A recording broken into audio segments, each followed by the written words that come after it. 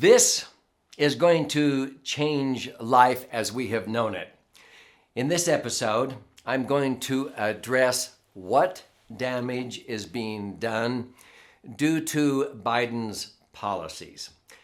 This is, again, not a political agenda, but I'm going to give you my take on some of the damage I see that is being done due to some of the policies when we have political leaders, whether they are Republican or Democrat, that affect economics and basic things that we really ought to leave alone, and I'll explain in this episode. So get ready. I'm going to give you my insights. You don't have to agree with my take, but I want to give you my insights onto some of the things that I'm extremely concerned about and some damage that I hope is not irreversible.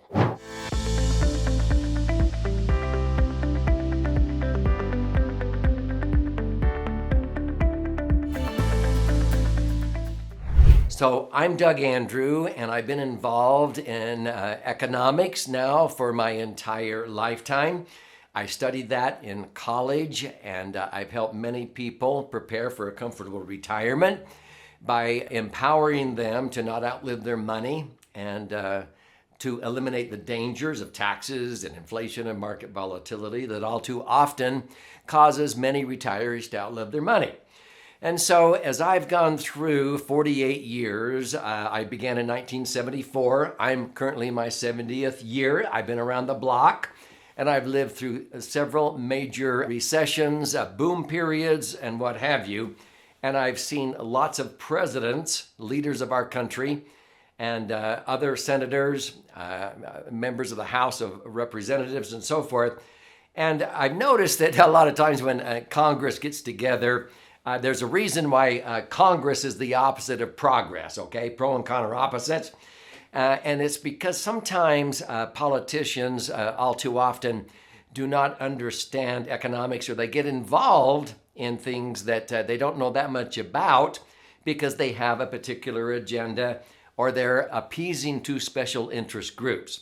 So let's go through, and I want to give you my take as I've watched this play out many, many times. And I'm concerned right now with our current president, President Biden. And again, this is not designed to be a personal attack on him. He is simply, like many politicians, they are in over their head, and they're trying to make policies that they don't understand the ripple effect, the domino effect of how this is going to cause certain things to crumble in life as far as we've known it. And so let me give you sort of the framing for all of this. The American monetary system will be, I think, irreversibly changed because of the current policies that President Biden has been incorporating. And let me give you my take on why. You know, when I was young, there was actual silver bullion or gold bullion in the Federal Reserve that backed every single dollar. You could not have a dollar bill unless it was backed by actual precious metals.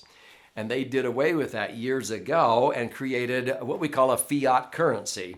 And that means there's nothing really backing it. And they came out with Federal Reserve notes saying, well, the Federal Reserve Bank is honoring this. And so people said, okay, it's a dollar and we buy and we sell and the economy operates, but there's nothing backing that. And we have sort of gradually accepted this type of fiat currency. Well, what happens when you begin to put too much money supply out there by printing money? And because of COVID-19 and other agendas, the government has been printing well over $100 billion a month. And they did that to be able to have the wherewithal to be able to pay the unemployment benefits and all this. And they were trying to sort of stimulate the economy. Well, they should have stopped it in April of this year. I'm recording this episode in November of 2021, and they decided to keep printing. And they were going to stop in June, and they said, well, let's keep printing. And so when President Biden has been proposing the infrastructure bills and all of this spending, people say, well, how can you be spending so much money that we don't have. And, he says, well, it's not going to cost us anything. Well, that's because whoever's calling the shots is actually convincing him this is not going to cost anything. We'll just keep printing money. So basically, the IRS collects in taxes about $3 to $4 trillion a year, but they're spending double that. And now with these new stimulus packages, it's over 3 times that, at least 3.5 times that. Now, if you were going to be earning $100,000 a year and you spent $300,000 to $400,000 a year, how long could you keep doing that? Well, that's sort of where we're headed.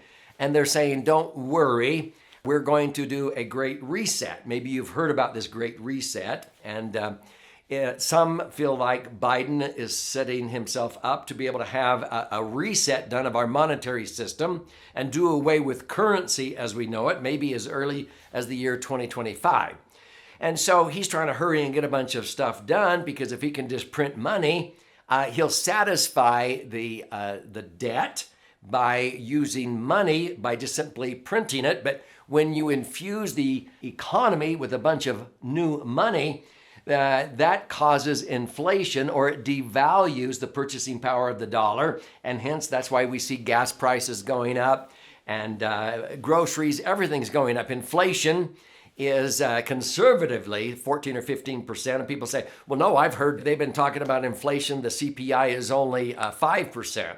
That's why they only gave Social Security recipients about a 6% raise this year, which is the greatest in years.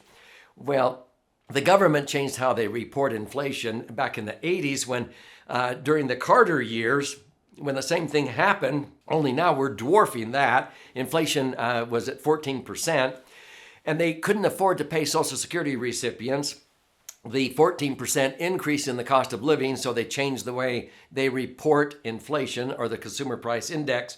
Instead of apples to apples comparison, a basket of goods to the same basket of goods year to year, they changed it from apples to oranges, and they could actually compare the price of something like filet mignon steak last year to hamburger this year if they want. And so they may say that inflation's only 5 or 6% on the consumer price index, but it's really more like 14 or 15%. Gasoline has gone up 50% or more. Okay, so what happens? I'm going to give you a little bit of history. Back when Gutenberg invented the printing press, what happened in the world? Up until that point, people, especially like in Europe, they had to rely on somebody who had access to the Bible, telling them what the Bible said, okay? Because people didn't have access to the printed Bible. Those were very rare. And hence we had, the religions of the various countries and so forth. And so this is where Gutenberg, he created and invented the printing press, and all of a sudden people had access to the Bible. And they could read, and they went, well, wait a minute. There's only, 52 holy days. Every seventh day, the Sabbath day. What are all these other holy days? And this created a separation of church and state because people said, you know what? We're not going to buy into this anymore because we can read and interpret this ourselves. So that's what sort of precipitated separation of church and state. Well, I think we should have separation of state and the economy, but this is the danger now that we're having because the government loves to control the economy if they can. And they do it by controlling currency. So one of the big issues that I see here is that if the government can control buying and selling, and you say, well, how can they do that? They're already doing that, okay? They are controlling supply and demand. And they cut off oil pipelines to create more demand and create the supply coming from Middle East. Why? Well, I have another episode that actually explains why. But they want to control prices and the value that people give goods and services. And the more the government can control buying and selling and prices and valuation and the economy, the more they will have control over your life. And frankly, that's sort of a hidden agenda for a lot of what's going on. And even if the politicians themselves don't really believe it, they are being influenced by special interest groups who actually pay them off and allow them to benefit. if they will structure things to create demand for products and look for different ways to be able to fulfill the demand with supply from a new source, okay? So let me try to connect the dots here for you, because these special interest groups are very powerful, and I think most people would be shocked if you understood these. Now, if this is resonating with you, and wait till I share with you my next concept, but before doing so, share this video with others that you care about, and subscribe to this channel. Why? This is called Three-Dimensional Wealth, and I have over 500 educational YouTube videos. I usually don't post a lot of political commentary, but I do talk about things that are affecting us that, frankly, a lot of politicians try to control. And so it all sort of intertwines. Now, it's free when you subscribe, and when you do, click the little bell so you'll be notified every time I post a video, which I do almost on a daily basis, okay? But stay with me to the end, because I want to gift you a copy of one of my books. During the Obama administration, I have a national radio show, and I remember getting on when President Obama was elected. 2008 and 2009 he started. And I actually made a prediction, the damage that would be done based upon what I heard President Obama state his objective was. And to simplify it, his objective, and he accomplished it in his 8 years, he wanted to flip the ratio of taxpayers versus tax eaters in America. From when he started, it was 55% taxpayers to 45% tax eaters, those that lived and benefited more than they contributed to society, okay? He wanted to flip that. So where at the end of his term, he accomplished it, where there were 45% taxpayers compared to 55% that were tax eaters, okay? Why did he do that? Because if he can do that, then the tax eaters will vote for those philosophies, and that's how they control getting elected and having government control, because people want to benefit from, taxing the rich, and you've probably heard that under a lot of the things that are going on right now. So I predict that the damage that will be done is that ratio will widen even more. And that we will look back and realize that more and more people became dependent. Okay, we declared independence in this country, but we're creating a society of dependence and relying on government to provide everything for us. And so I'm just cutting to the chase. That's the damage I see will being done. And the government's going to do that by controlling the economy instead of keeping the separation of, the state and the economy. They want to be involved and control buying and selling and prices and valuation and printing money and digital currency. And if we move to digital currency and there is nothing backing it, I can assure you that someday it will all come crashing down. And I'm not the only one that predicts that. If you're a religious person, read Revelation, okay? What is it, chapter 18? It's all going to fall apart and come crashing down in one single day, sooner or later. So whether you think it's cryptocurrency or whatever, it might be fine if people accept that it's worth this much or whatever.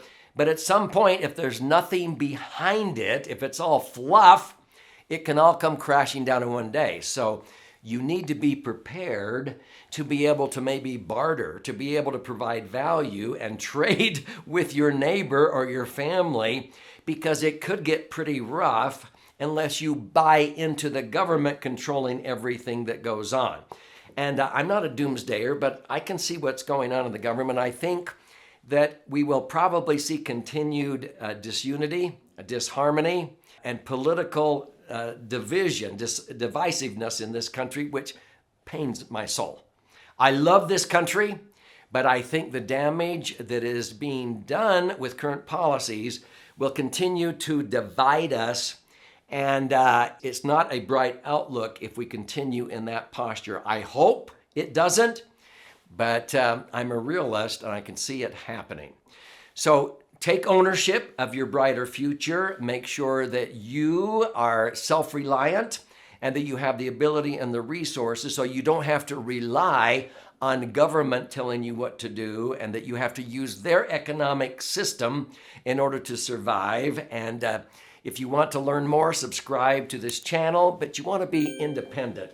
In fact, one of the starting things you could do is to read this book. So Entitlement, Abolition is one of my books, my 10th one. It's been flying off of our warehouse shelves, and you can go to entitlementabolitionbook.com, and you contribute a nominal amount towards the shipping and handling. I'll pay for the book and fire it out to you. And this will help you understand how to teach those that you care about, how together we're better, and how to be self-reliant, how to be responsible and accountable. And this will be the foundation to make sure that you can survive, you can be independent, and those you care about can also be independent and not be reliant on government controlling your life. We declared independence in this country, and this will show you how to maintain that.